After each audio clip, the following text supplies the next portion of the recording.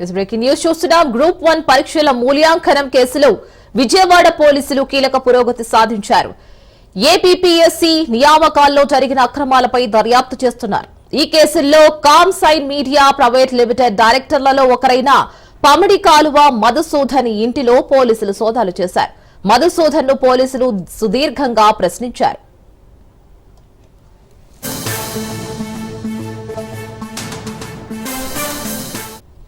దీని మీద మరింత సమాచారం మా ప్రతినిధి ఏపీ బ్యూరో చీఫ్ క్రాంతి అందిస్తారు. క్రాంతి,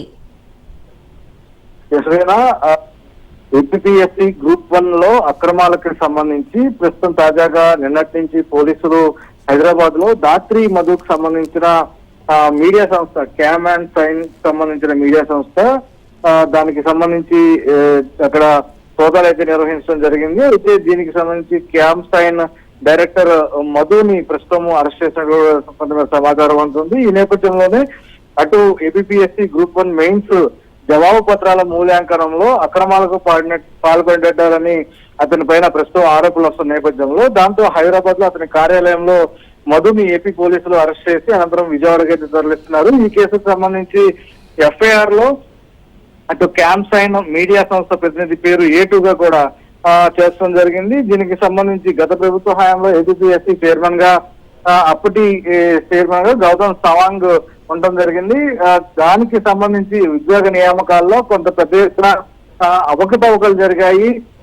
మూల్యాంకాలకు సంబంధించిన విషయంలో కూడా అభ్యర్థులు నష్టపోయారంటూ కూడా పెద్ద ఎత్తున విమర్శలు వచ్చిన నేపథ్యంలో కూటమి ప్రభుత్వం వచ్చిన తర్వాత దానిపైన విచారణకైతే ఆదేశించడం జరిగింది. ఇక దర్యాప్తులో భాగంగా కొంత మాన్యువల్ విధానం కాబట్టి డిజిటల్ మూల్యాంకనంలో చేసిన 1.14 కోట్ల రూపాయలు తీసుకున్నట్టు కూడా కామ్సైన్ కంపెనీ డైరెక్టర్లు మధుసూదన్ సంబంధించి ఒకరుగా దర్యాప్తుకు సంబంధించిన బృందం గుర్తించడం జరిగింది. ఇక డిజిటల్ మూల్యాంకనకు సంబంధించి వినియోగించిన ఎలక్ట్రానిక్ పరికరాలు ఇతర డాక్యుమెంట్లను కూడా అధికారులు స్వాధీనం చేస్తున్నారు. ఈ కేసులో మధుసూదన్ ని A2గా చేర్చడం జరిగింది. డిజిటల్ మూల్యాంకనం చేసిన దానికి సంబంధించి ఎవరైనా చెప్పారా లేక ప్రభుత్వం ఎవరికైనా సిఫార్సు చేయించారా అనే ప్రశ్నలు కూడా మధుని ప్రశ్నించినట్టు కూడా కొంతమేర సమాచారం ఉంటుంది. దీనికి సంబంధించి మధుసూదన్ ని పోలీసులు కొంత సుదీర్ఘంగా కూడా ప్రశ్నించారు.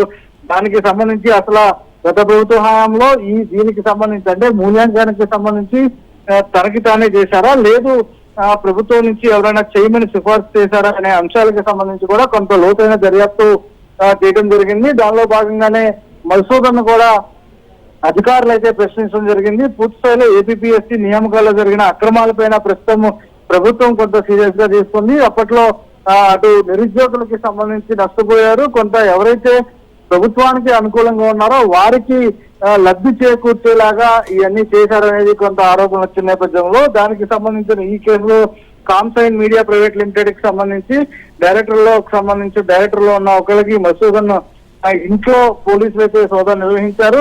పలు డాక్యుమెంట్లు అదేవిధంగా ఎలక్ట్రానిక్ డివైజులను కూడా స్వాధీనం